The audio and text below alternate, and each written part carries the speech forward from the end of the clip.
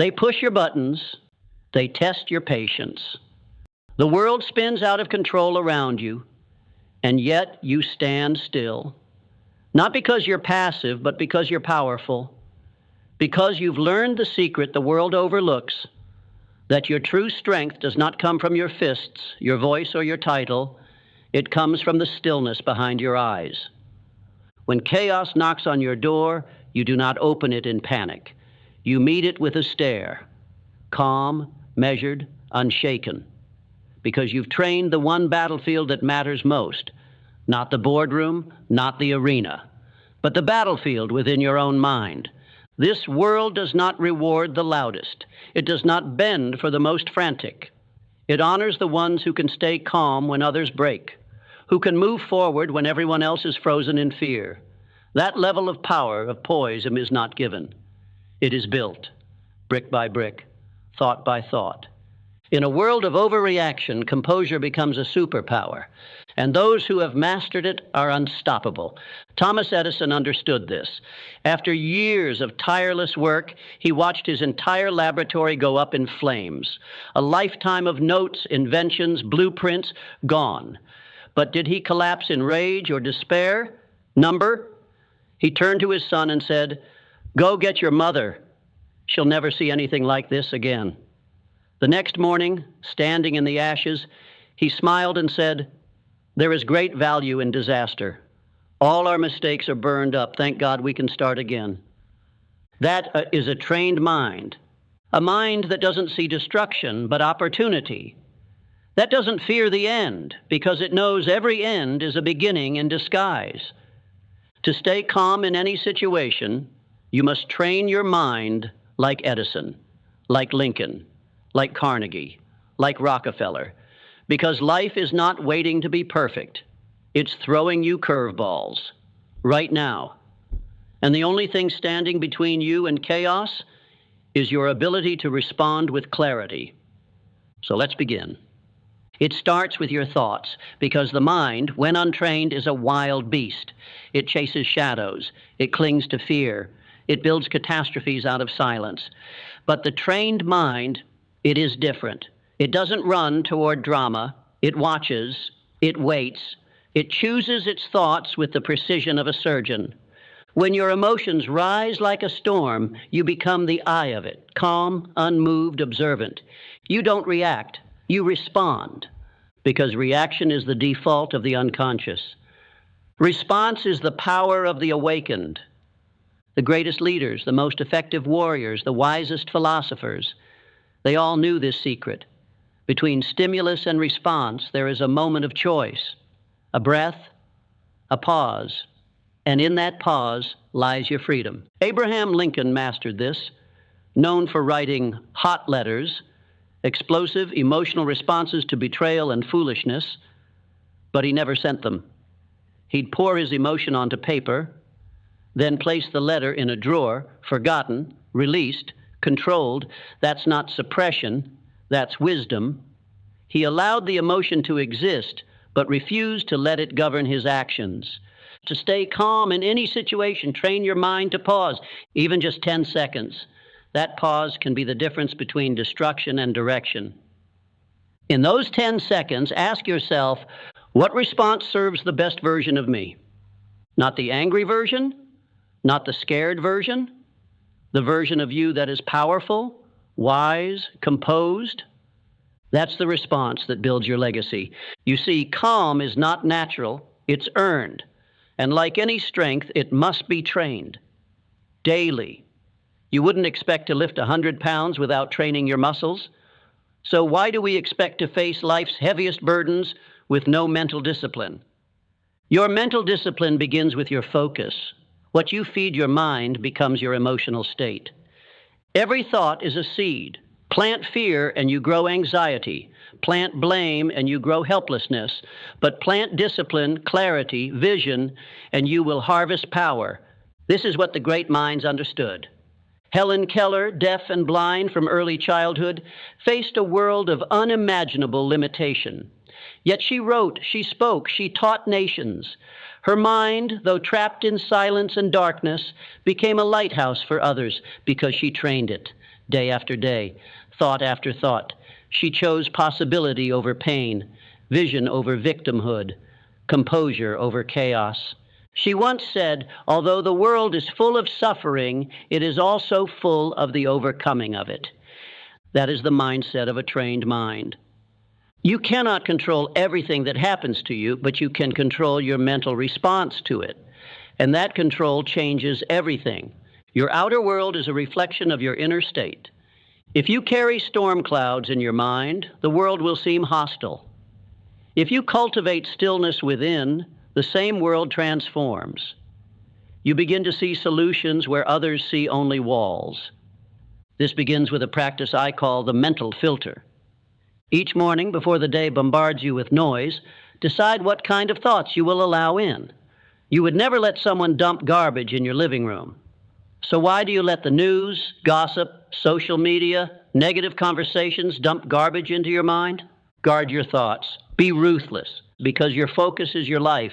If you let your attention drift to everything that's wrong, everything that might go wrong, everything others are doing, you're building your day on a foundation of sand.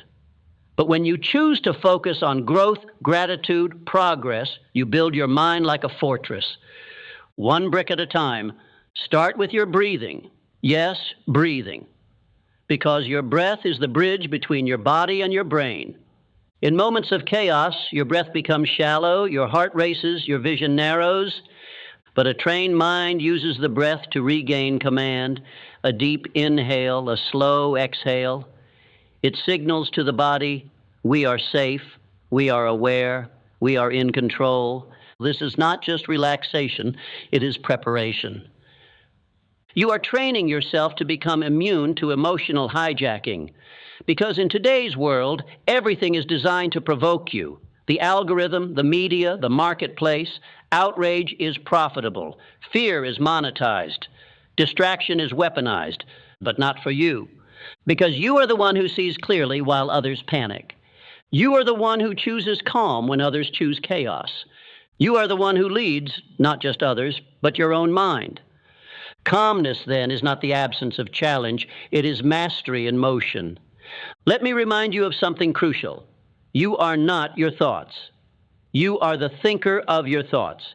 You are not your emotions. You are the observer behind them. And when you truly understand this, the game changes. Suddenly, the insult no longer defines your worth. The delay no longer tests your value. The chaos outside no longer commands the peace inside. You become the master of yourself. Andrew Carnegie, during the devastating financial panic of 1873, didn't waste his energy blaming the market or begging for mercy. He remained focused, calm, deliberate. He asked one question: what's the next right step? And that question is everything. Because a trained mind always redirects chaos into action, not reckless motion, but constructive movement, purposeful steps, controlled attention. When your mind is trained, it does not try to fix everything at once. It zeroes in on the one thing within your power, right now. And that single act of focus destroys the paralysis of overwhelm. The reason so many people panic is not because the problem is too big, it's because they try to solve all of it at once. But the mountain is not climbed in a leap. It is conquered one step, one breath, one calm decision at a time. That's how you move forward when others freeze. You simplify, you focus, and you act. Now hear this. Your emotions are not your enemy. They are messengers. But they were never meant to be your master. Just like a compass tells you direction but does not steer the ship, your emotions reveal your inner state. But they should never be in control of your wheel. The moment you start reacting to emotions instead of responding from purpose, you give away your power. This is why you must build an emotional fortress, not a wall to keep people out, but a sanctuary to protect your peace. Think of your mind like a castle. The foundation is your purpose, your why. Without it, the whole structure crumbles at the first tremor of adversity. The walls are made of habits, daily practices that reinforce clarity, calm, and strength. Morning routines, mental diets, conscious inputs. Every thought you entertain either builds your walls or erodes them. The windows, your perspective. If you allow dust and distortion to cloud them, the world outside looks darker than it is. But when your perspective is clean, reality becomes opportunity, even in hardship. The gateway, your attention. What you let in determines the mood of your entire kingdom. News cycles, toxic voices, self-doubt. Guard it like a hawk. Because once your attention is hijacked, your emotions follow. And in the garden of your mind, gratitude must be planted daily, deliberately. Not just when things are going well, but especially when they aren't. Because gratitude is the antidote to fear, the enemy of panic, the foundation of inner peace. Even in disaster, find one thing, just one, to be grateful for, and you will shift your entire emotional state. This isn't spiritual fluff. It's neurological fact. Gratitude activates parts of the brain associated with peace and pleasure, turning your survival brain off and your creative, focused brain on. That's the secret people miss. The way out of fear is not force, it's focus. Strategic, intentional, trained focus. Now let me be clear, this path is not easy. If it were, everyone would walk it, but you're not here for easy, you're here for mastery. And mastery demands Practice. So how do you train your mind? One moment at a time. Every time someone cuts you off in traffic, that's training. Every delay, every disappointment, every unexpected obstacle, that's your gym.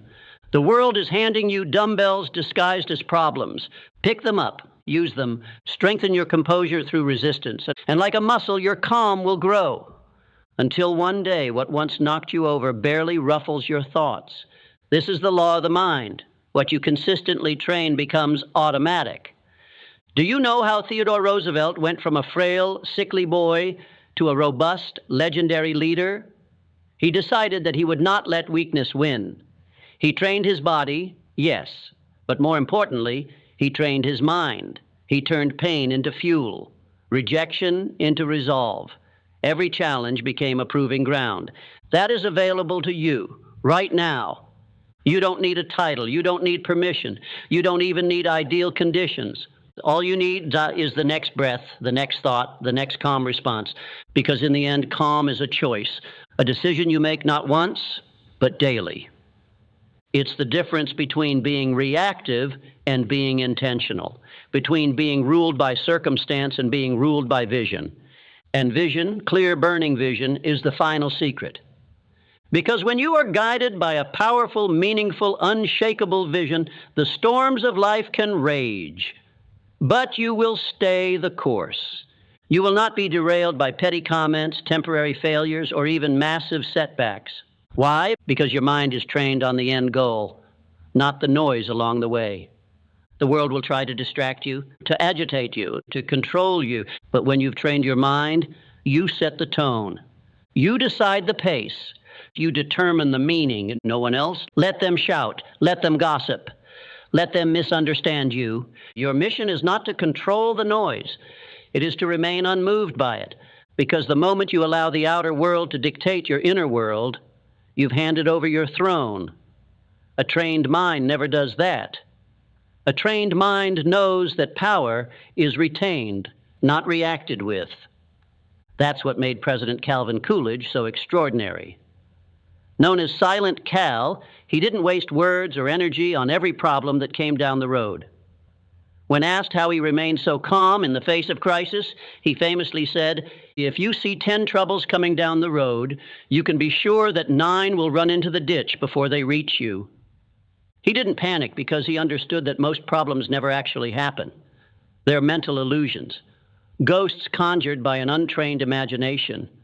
Worry is the tax you pay on events that may never come. But clarity, that's the dividend of a trained mind. So how do you sharpen that clarity? By practicing the pause. Again and again, before you speak, pause. Before you react, pause. Before you make a decision that could alter your future, pause. And in that pause, listen, not to the noise, but to the higher part of you. The part of you that isn't swayed by emotion, but grounded in intention. the part of you that's not seeking to win arguments, but to win the day. Because victory doesn't come from control over others, it comes from control over yourself. And that brings us to perhaps the most critical transformation of all: mastering your internal dialogue. The way you talk to yourself in the heat of the moment determines your trajectory. Are you fanning the flames of panic or cooling the fire with clarity? And are you saying, "This is too much for me"? Or, "I was built for this"? Remember, your subconscious mind listens. Every word, every whisper. When you speak limitation, "I can't handle this. Why does this always happen to me?" Your mind obeys. It lowers your energy, shrinks your creativity, tightens your chest. That's not just emotional, that's physiological. But the moment you say, "This is my moment, I've handled worse, there is a solution," your mind sharpens, your heart rate stabilizes, your body prepares for performance. Your words are the software that programs your nervous system. So write powerful code.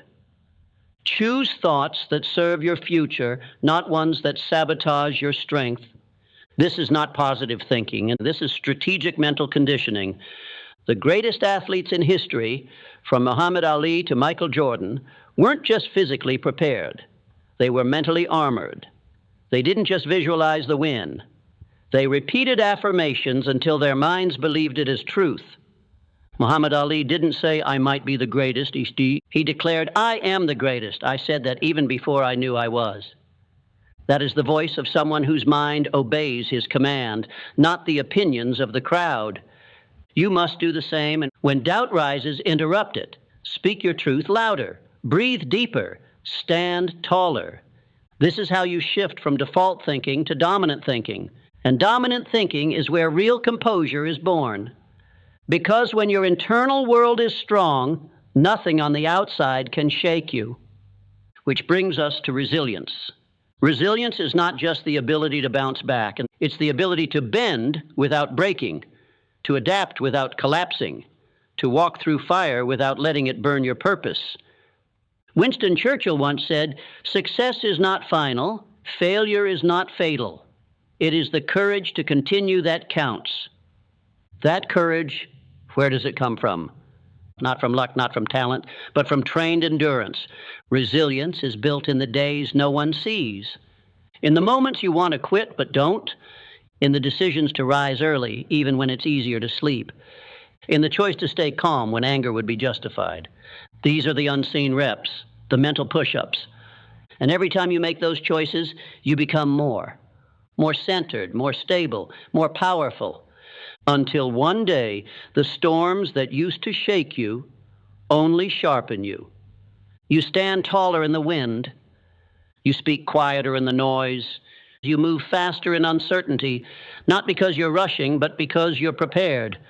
And that, my friend, is when life starts to respond differently, because life bends for those who refuse to break. Life opens for those who remain steady under pressure. This is the power of a trained mind. But let's go even deeper. Let's talk about vision, because calm without vision is comfort. And comfort without direction becomes stagnation. You are not here just to feel good. You are here to grow, to serve, to create, to elevate your world through the power of your example. And vision is the map. A clear, burning vision eliminates 90% of the stress in your life because it turns distractions into irrelevance. It turns drama into background noise. It turns temporary discomfort into necessary growth. Disney saw an entire kingdom in a mouse. Ford saw millions of Americans in cars before roads even connected their towns. They weren't calm because things were easy. They were calm because they had a vision that pulled them through every obstacle. So what is your vision? When the world shakes you, what do you hold on to? When the voices scream doubt, what do you whisper back? You cannot remain calm in a storm if you've forgotten where your ship is going. Clarity of destination creates calm in the journey. So decide, not when it's easy, not when you're ready, now. Because clarity isn't something you wait for. It's something you choose with full commitment. Burn the boats, eliminate the escape routes, declare the direction of your life, and watch how your energy shifts, how your body aligns, how your emotions stabilize, because uncertainty weakens, but vision fortifies. And when your vision is aligned with action, the winds of life become fuel, not resistance. And when the vision is set and when your purpose is clear, the final piece is this: consistency. Because no empire is built in a day. No mindset is trained in a weekend. No legacy is forged through occasional effort. It's the daily choices. It's the private victories. It's the decision to get back up every single time life knocks you down. Greatness is repetition under pressure. Calm is not something you find. It's something you build. Like a sculptor with a chisel, you must return to it again and again, removing distraction, doubt, and despair until only your essence remains. And when life tries to shake you, it discovers something different this time, and something solid, something immovable. Because you didn't just learn about calm. You became it. Your voice slows down, even as the world speeds up. Your heart rate stays low, even as the tension rises.